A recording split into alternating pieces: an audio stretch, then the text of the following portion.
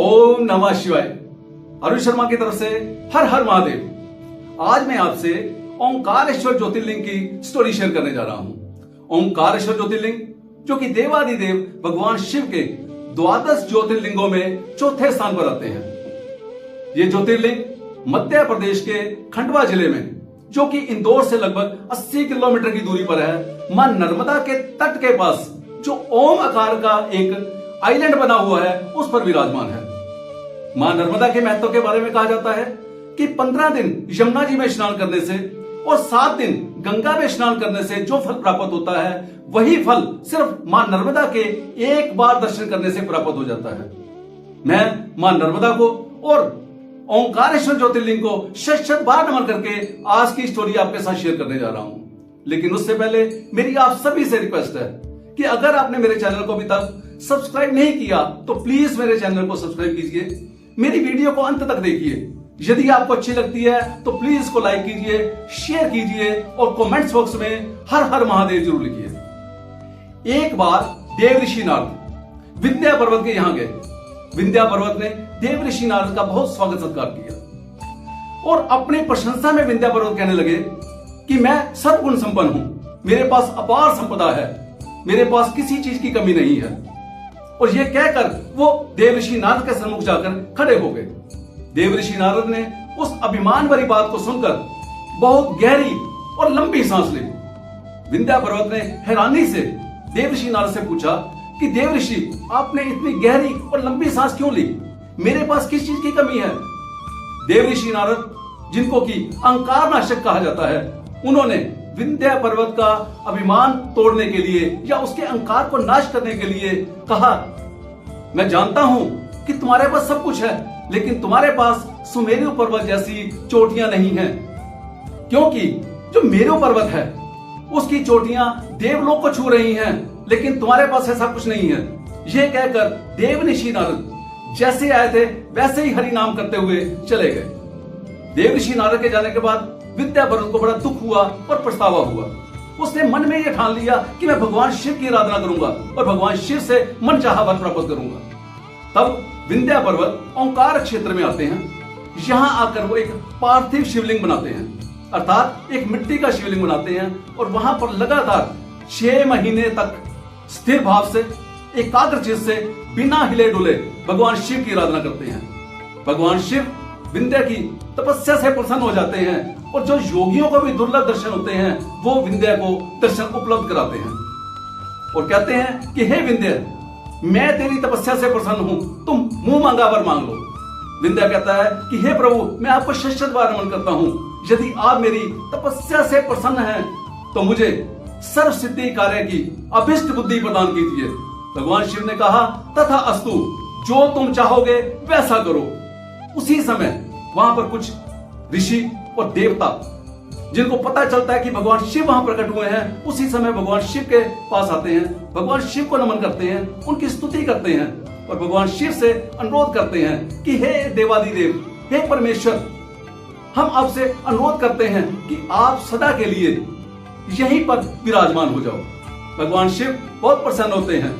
वहां पर जो एक ओंकार शिवलिंग था, उसी समय वो 2 भागों में विभक्त हो जाता है और प्रणव के अंतर्गत जो सदाशिव विराजमान होते हैं वो ओंकारेश्वर के नाम से विख्यात होते हैं और जो पार्थिव लिंग के अंदर शिव ज्योति के रूप में समाहित होते हैं वो ममलेश्वर नाम से विख्यात हो जाते हैं। इस तरह ओंकारेश्वर ज्योतिर्लिंग और ममलेश्वर ज्योतिर्लिंग का आविर्भाव होता है।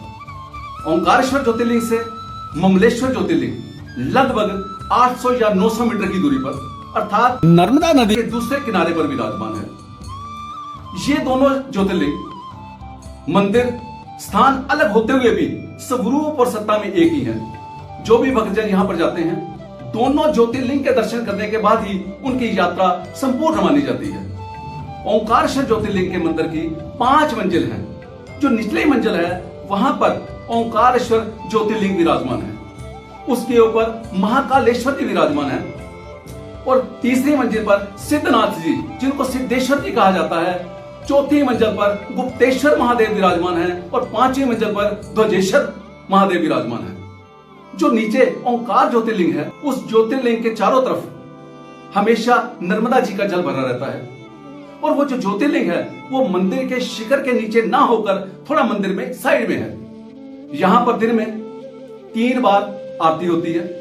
यहां पर एक अखंड ज्योति जल रही है जिसमें 3 बाती जलती रहती हैं। शाम की जब शयन आरती होती है उसको गुप्त आरती बोलते हैं। वहां पर सिर्फ जो पुजारी लोग हैं उनका ही प्रवेश होता है, उसके अलावा बाकी कोई भी उस गर्भगृह में प्रवेश नहीं कर सकता। जिस समय रात को शयन आरती हो जाती है तब वहां पर चांदी के झूले को लगाया जाता है। वहां पर एक सुंदर बिस्तर बिछाया जाता है, साथ में ही एक और बिस्तर बिछाया जाता है और उन पर चौसर बिछाई जाती है। चौसर के साथ उनके ऊपर पासे रखे जाते हैं। रात को 9:30 बजे के करीब मंदिर को पूर्णतः बंद कर दिया जाता है। मुख्य द्वार पर भी ताला लगा दिया जाता है। कोई भी व्यक्ति उस मंदिर के अंदर प्रवेश नहीं करता। लेकिन जब अगले दिन सुबह लगभग 4:30 बजे उस मंदिर के दरवाजों को खोला जाता है तो वहां देखते हैं कि जो वहां पर बिस्तर बिछाया गया था उस बिस्तर पर सलवटें पड़ चुकी हुई हैं और जो चौसर बिछाई हुई थी वो चौसर भी हिली होती है और पासे भी इधर उधर हो चुके होते हैं। ऐसा विश्वास है और ऐसी मान्यता है कि देवादिदेव भगवान शिव और मां पार्वती तीनों लोकों में भ्रमण करने के बाद यहां पर आकर विश्राम करते हैं और यहां पर आकर चौसर खेलते हैं। इसी पर्वत को, इसी ओंकारेश्वर पर्वत को मांधाता पर्वत भी कहा जाता है। महाराजा चक्रवर्ती सम्राट मांधाता जो कि प्रभु राम जी के पूर्वज थे, यह वही मांधाता जी हैं जिनका जन्म अपनी माता के गर्भ से ना होकर अपने पिता युवनाश के पेट से हुआ था। उन्होंने आकर यहाँ पर घोर तप किया, भगवान शिव की आराधना की और भगवान शिव उनसे प्रसन्न हुए और वो मांगा वरदान उनको दिया। इसका नाम इसीलिए मांधाता पर्वत भी कहा जाता है। कई श्रद्धालु आते हैं जो इस मांधाता पर्वत यानी कि ओंकारेश्वर पर्वत की परिक्रमा करते हैं। वो लगभग 7 किलोमीटर की है और ऐसा शास्त्रों में वर्णन आता है कि इस पर्वत के ऊपर 68 तीर्थ हैं और 33 कोटि देवता परिवार सहित यहाँ पर निवास करते हैं। जो भी इन दोनों ज्योतिर्लिंगों ओंकारेश्वर और ममलेश्वर दोनों ज्योतिर्लिंगों का पूजन करता है, दर्शन करता है तो कहा जाता है कि उसके सोए हुए सारे भाग्य जागृत हो जाते हैं और वो माता के पुनः गर्भ में ना जाकर शिव धाम को प्राप्त होता है। हर हर महादेव। आज की मेरी वीडियो आपको कैसी लगी? यदि अच्छी लगी है तो प्लीज इसको लाइक कीजिए, शेयर कीजिए और कमेंट्स बॉक्स में हर हर महादेव जरूर लिखिए।